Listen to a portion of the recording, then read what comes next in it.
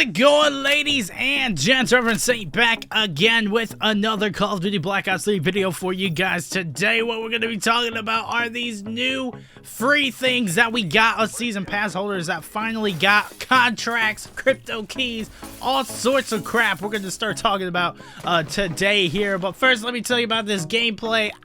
I have no idea what it is, honestly. I didn't record anything beforehand, as usual. I just I don't know. I feel like I record better when I don't have it recorded previously and I know how long it's gonna be. I like kind of getting the gameplays afterward nowadays and thinking like, okay, it's 6 minutes, maybe I should go with the TDM, or if it's like 4 minutes, all right, I'll go with the free-for-all or something like that. I don't know. I kind of like doing it that way. I don't know. Whatever. Anyway, let's get into the topic at hand.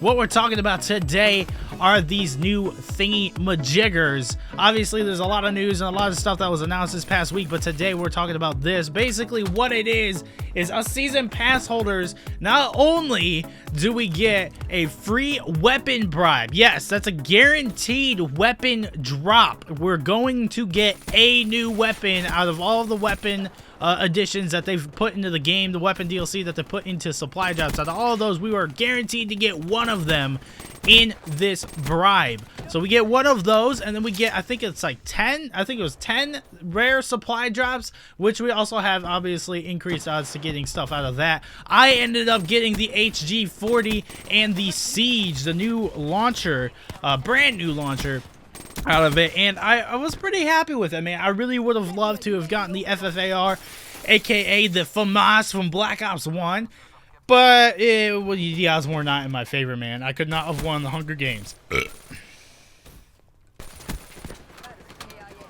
But nonetheless, it's double crypto key weekend, and on top of that, they've added things called contracts. Now, the first one is out for everybody. It's the big contract. I think it lasts like a week, and you have to get a certain amount of wins. This contract specifically, you have to get a certain amount of wins, 75 to be exact, and then you get a bunch of extra stuff in addition to what season pass holders get normally. If you don't have a season pass, you can still do this contract. You don't need the season pass. You just don't get the extra free stuff that you would get if you had the season pass. And then they're going to add other contracts later on for crypto keys and stuff like that, which is great. So it's going to be like Black Ops 1. You spend a little bit of crypto keys, you get the contract, you complete the contract, you get even more back. That is awesome to me. I'm glad they finally did something like this. And to be honest, I don't want to say it's too late. I don't think it's too late. I think it's better late than never, to be honest. But it's something that should have happened a long time ago with supply drops.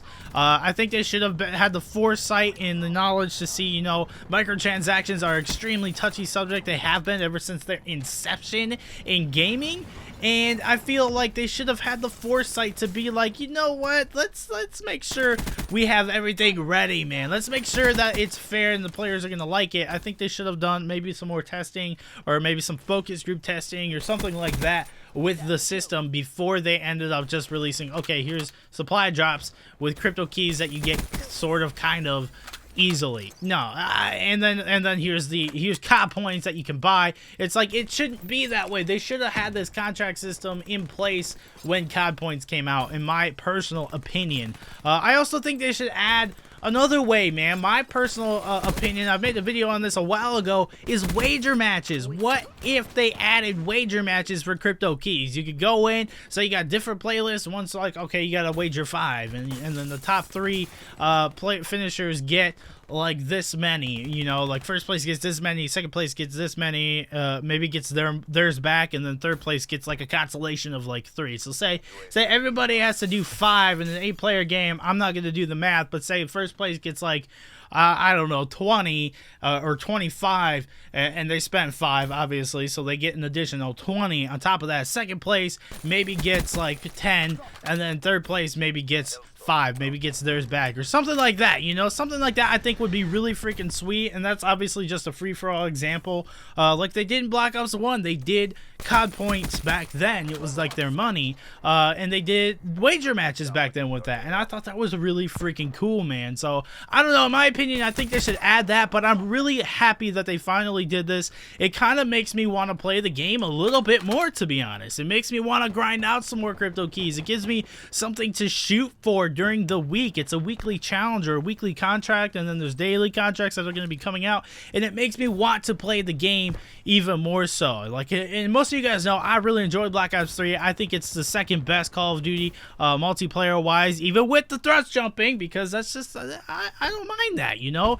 It's not advanced warfare, and that's good, but nonetheless, I really enjoy this game still, and if I have like another reason to continue playing, that's a great thing to me, and I think it's going to open it up to a lot more players and allow players. The main issue was it was so hard to get the new guns, the new weapons and stuff like that. It was so hard. You had very little odds. You guys know I made plenty of videos on this, and I spent so much money on supply drops and got the marshals. That was it. Like, I got the marshals. Like, the thing I wanted least is what I got out of it, man. And it was infuriating, and I promised myself and you guys that I would not spend money on these things at all anymore, and I'm not going to, and now I really don't have to, and I can still have a good chance of getting the guns that I want to get. I still want the MX Garand, man, really bad.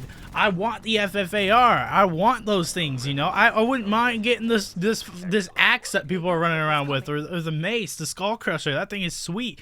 And now I feel like I actually have a good chance of getting that without spending absurd amounts of money. So I'm super excited about it. Thank you guys so much for watching. If you enjoyed the video, please leave a like and a comment down below. Let me know what you guys think of this whole system, and also let me know what you guys got. If you got the season pass, if you got a free thing, let me know what you guys got in your free 10 supply drops, and also your weapon bribe. I'd love to hear from you guys. Like I said, I got the HG40 and the Siege that you saw in the gameplay here.